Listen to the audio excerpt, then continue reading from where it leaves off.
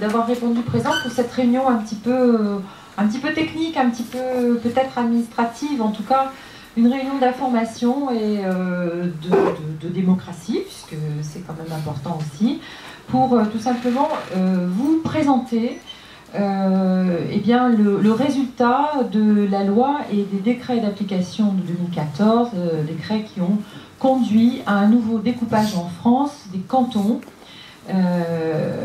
dans nos départements, découpage qui a fait beaucoup de bruit et découpage qui a effectivement été souvent à maintes reprises contesté, mais qui néanmoins est aujourd'hui validé et sur lequel se feront les élections cantonales, départementales, ce sera peut-être plus clair désormais pour nos concitoyens, les élections départementales qui auront lieu en mars prochain. Je voudrais remercier bien sûr Loïc Dombreval, le maire de Vence, pour sa présence et pour nous accueillir aussi ce soir dans cette salle avec une grande partie de l'équipe municipale qui est là, sachant qu'une autre partie est à une commission extra-municipale, je crois, sur la santé et sur le sport. Donc il y en a même qui vont un peu s'échapper en cours de réunion pour rejoindre cette commission extra-municipale que l'on a voulu avec nos concitoyens. Je remercie aussi et je vous demande de saluer la présence du député Charles-Ange Ginesy, qui nous fait le plaisir d'être là ce soir. Vous avez peut-être vu dans la presse que Charles-Ange Ginesy a été investi par l'UMP sur ce territoire. Et donc, il sera également candidat avec moi sur ce nouveau canton. On va développer et expliquer un petit peu, avant que peut-être il reparte, parce que je crois que tu as une autre réunion après. Je te donnerai la parole comme tu le souhaites au milieu de mon propos. Je salue la présence de Christian Iacono, premier rang. Je ne vais ne pas saluer la présence de Christian Iacono. Et puis, bien sûr, de toutes les personnalités qui sont ici, président d'associations nombreux, mais aussi je voudrais saluer le président de la Chambre d'agriculture, Michel Dessus, qui nous fait le plaisir, l'amitié d'être là ce soir pour parler d'un canton qui le concerne particulièrement et qui concerne particulièrement la Chambre d'agriculture, sous le regard attentif de Charles-Ange, qui est également vice-président chargé de l'agriculture au Conseil général. Voilà. Donc on a, je crois que, je ne vais pas citer bien entendu tous les gens qui sont ici présents, mais en tout cas, merci beaucoup de l'intérêt que vous portez à cette réunion, qui est quand même, somme toute, allez, on pourrait dire, le sujet pouvait être un peu rébarbatif. Simplement, je pense que c'est la curiosité aussi qui vous a amené là.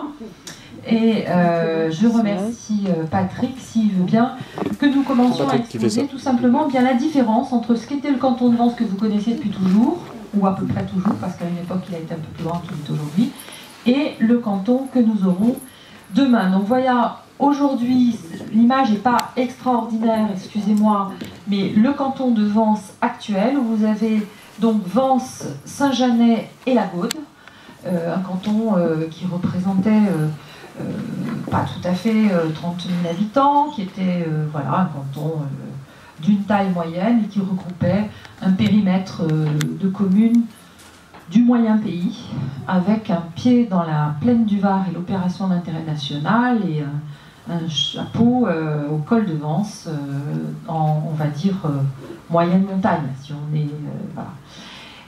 Donc désormais la loi a voulu redécouper non pas en termes de superficie, de kilomètres carrés, comme au départ, à peu près une journée à cheval, il fallait pour pouvoir traverser d'un point à un autre. Aujourd'hui, eh bien, nous nous retrouvons avec un canton qui est un canton à peu près en France partout pour 30, 35 000, 36, 37 000 habitants, selon les découpages, en moyenne en tout cas, on va dire 32 ou 34 000 habitants. Et quand on est à Paris, dans un bureau, quand on découpe le territoire en nombre d'habitants, ça paraît assez simple. Quand on est sur le terrain, ça l'est moins. Et vous allez comprendre pourquoi ça l'est moins, parce que ce canton, effectivement, qui va faire, je crois, 36 ou 37 000 habitants, va faire également 45 communes, au lieu de 3.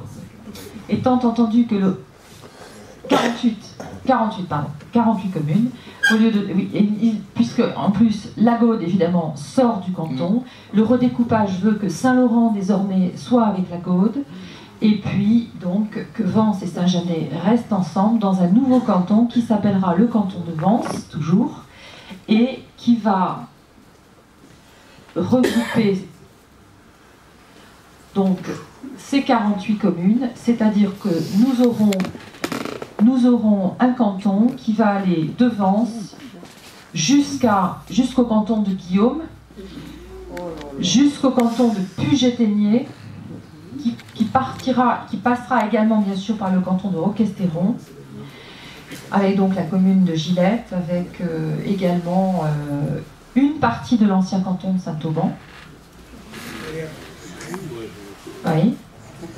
Et également Coursegoule.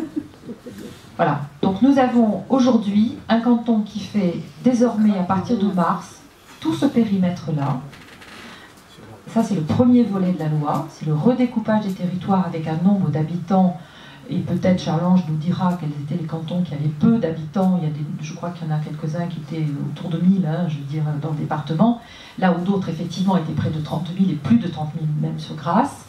Donc, effectivement, il y avait peut-être besoin de rééquilibrer un petit peu. Par contre, c'est vrai que le sentiment que nous avons, et on l'a suffisamment dénoncé, y compris un petit peu formellement au Conseil général dans une motion que nous avions prise et une contestation que nous avons faite du découpage en général de ce département, nous avons tout simplement fait le constat que les territoires ruraux vont quand même beaucoup perdre en représentation. Sur la commune d'Antibes, par exemple, je crois qu'il va y avoir 3 cantons, et sur ces 3 cantons, sachant que la loi désormais impose qu'il y ait donc moins de cantons avec plus d'habitants dedans, mais aussi 2 conseillers généraux au lieu d'un. Donc, sur une commune d'Antibes, par exemple, il y aura 3 cantons, il y aura donc 6 conseillers généraux. En revanche, il y aura 2 conseillers généraux, forcément un homme et une femme.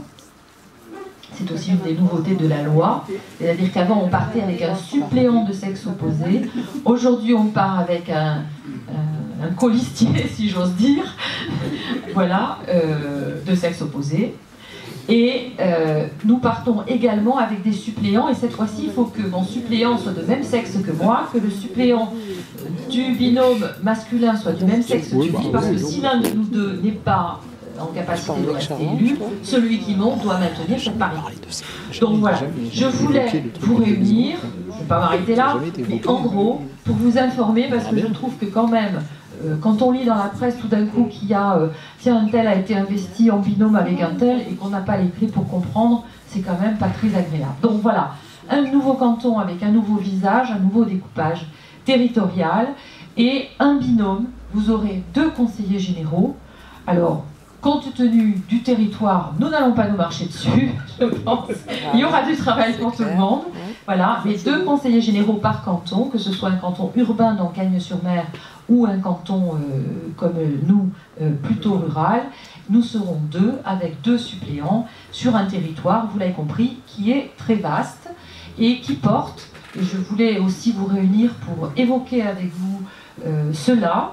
Je pense que il faut que nous le vivions, de toute façon nous n'avons pas le choix, la loi en a décidé ainsi, donc il faut que nous le vivions pour ce qu'il est, c'est-à-dire une alliance de territoire, avec un territoire qui finalement, quand on regarde bien, a un certain nombre de points communs, a un certain nombre de portes, un certain nombre d'enjeux de territoire, d'enjeux d'aménagement de territoire, d'enjeux de protection de paysages, et d'enjeux également de développement économique et de maintien des services publics locaux. Je crois que c'est là à peu près les 4 piliers sur lesquels nous aurons vraiment à travailler, à défendre ce territoire, avec comme, comment dirais-je, structure et comme force à nos côtés, la collectivité Conseil Général, dont on a dit beaucoup de choses ces derniers mois et ces dernières années, hein, mais qui, je peux vous le dire, et je vous le dirai peut-être davantage tout à l'heure, est une collectivité qui a toute sa raison d'être.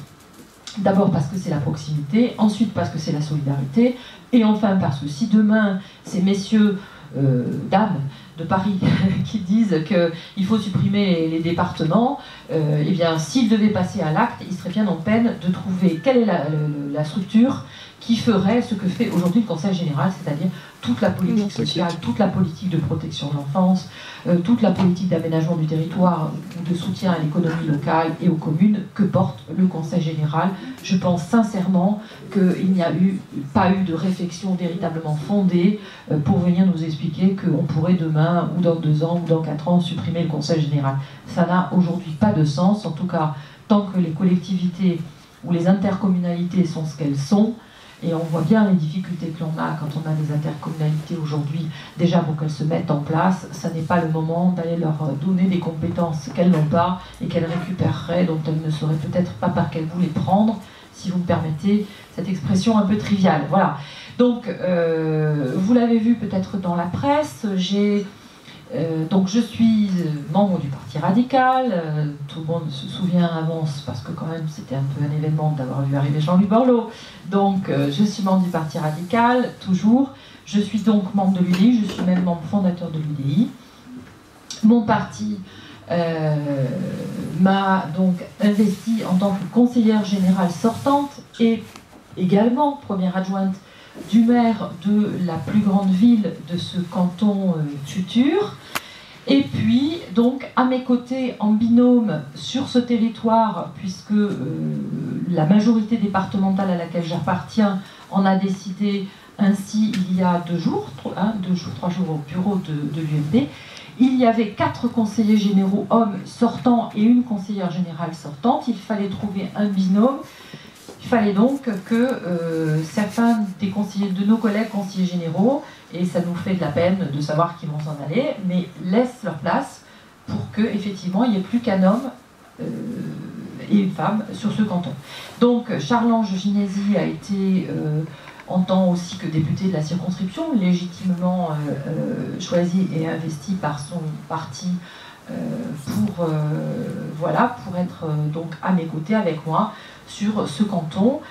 Cette réunion, je l'avais prévue et initiée avant le bureau, donc j'avais pensé la mener moi, parce que je trouvais que c'était logique et que je vous devais cette réunion d'explication sur ce nouveau canton. Je suis contente que Charles-Ange ait pu se libérer ce soir pour venir passer un court moment avec nous, faire l'aller-retour de Valberg.